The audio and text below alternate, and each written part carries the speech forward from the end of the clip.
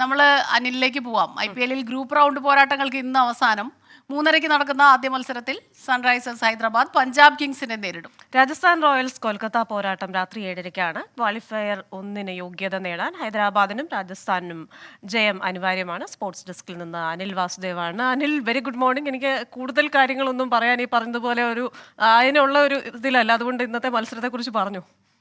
Good morning Christina, good morning Smitha. എന്തായാലും IPL play off ആരൊക്കെയാണ്, play ഓഫിൽ ആരൊക്കെ എന്നുള്ളത് വ്യക്തമായിരിക്കുകയാണ്. Kolkata Knight Riders, Rajasthan Royals, Sunrisers Hyderabad. ഇന്നലെ അങ്ങനെ റോയൽ ചലഞ്ചേഴ്സ് ബംഗളൂരുവും ഈ പ്ലേ ഓഫിലേക്ക് മുന്നേറി കഴിഞ്ഞിരിക്കുന്നു. ക്രിസ്റ്റീനയുടെ ചെന്നൈ സൂപ്പർ കിങ്സിനെ ആവേശകരമായ മത്സരത്തിൽ തോൽപ്പിച്ചുകൊണ്ടാണ് റോയൽ ചലഞ്ചേഴ്സ് ബംഗളൂരു അങ്ങനെ അവസാന 4-ൽ ഇടം പിടിച്ചിരിക്കുന്നത്. ഇനി 4-ാം സ്ഥാനത്താണ് റോയൽ ചലഞ്ചേഴ്സ് ഇപ്പോൾ ഫിനിഷ് ചെയ്തിരിക്കുന്നത്. ഇനി അറിയേണ്ടത് 2ഉം 3ഉം സ്ഥാനങ്ങളിലേക്ക് ആരൊക്കെ വരും എന്നുള്ളതാണ്. അത് ഇന്ന് 2 നിർണായക പോരാട്ടങ്ങളുണ്ട്. ഹൈദരാബാദ് പഞ്ചാബിനെയും രാജസ്ഥാൻ റോയൽസ് കൊൽക്കത്ത നൈറ്റ് റൈഡേഴ്സിനെയും നേരിടുമ്പോൾ ഇരു ടീമിനും ജയം അനിവാര്യമാണ്. രാജസ്ഥാന് 16 പോയിന്റും ഹൈദരാബാദിന് 15 പോയിന്റുമാണുള്ളത്.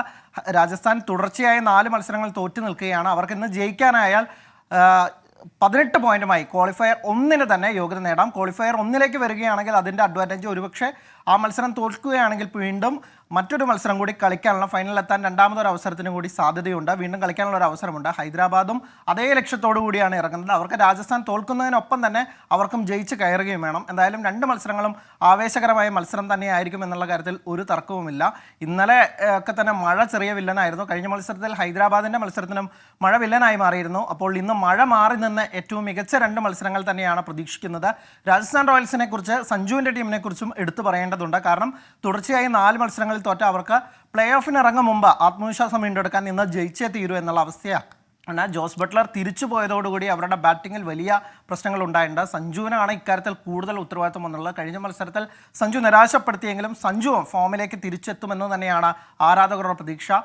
ഇപ്പോൾ ഒരുപക്ഷെ പല ആരാധകരും ഇപ്പോൾ ചെന്നൈയുടെ ആരാധകരാവട്ടെ, മുംബൈയുടെ ആരാധകരാകട്ടെ ഒക്കെ തന്നെ ഇനി അവരുടെ പ്രിയപ്പെട്ട ടീം പുറത്തായതോടുകൂടി ഇനി ഒരുപക്ഷെ മലയാളി എന്ന തരത്തിൽ സഞ്ജുവിൻ്റെ ടീമിനായിരിക്കും പലരും പിന്തുണ കൊടുക്കുന്നത്. ഞാൻ വായിച്ചതൊക്കെ പല സമൂഹ മാധ്യമങ്ങളിലൊക്കെ തന്നെ വായിക്കുമ്പോൾ അങ്ങനെയാണ് മനസ്സിലാവുന്നത്. അപ്പോൾ സഞ്ജുവിനും കൂട്ടർക്കും ഒരു കപ്പ് കിട്ടട്ടെ എന്ന തരത്തിലായി പല മലയാളി ആരാധകരും പങ്കുവെക്കുന്ന വിവരം. അതുകൊണ്ട് സഞ്ജുവിനും ആ കിരീടം നിലനിർത്താൻ സാധിക്കട്ടെ, അല്ലെങ്കിൽ കിരീടത്തിലെത്താൻ സാധിക്കട്ടെ. അതിന് പ്ലേ ഓഫിലേക്ക് കയറുന്നതിന് മുമ്പ് അവർക്കൊരു ജയം അനിവാര്യമാണ്. സ്മിത, ക്രിസ്റ്റീന.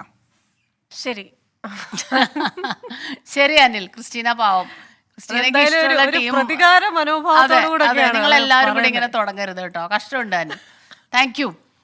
ഏതായാലും ക്രിസ്റ്റീന സാരില്ല, നെക്സ്റ്റ് ടൈം അല്ലേ. പിന്നെ എത്ര കിരീടങ്ങൾ കിട്ടിയാൽ ഞങ്ങൾക്ക് ഇതൊന്നും ഒരു പ്രശ്നമാണ്. എത്ര കിരീടങ്ങൾ, എത്ര തിരിച്ചടികൾ കിട്ടിയതാണ് ഞങ്ങൾക്ക് പറയാമല്ല.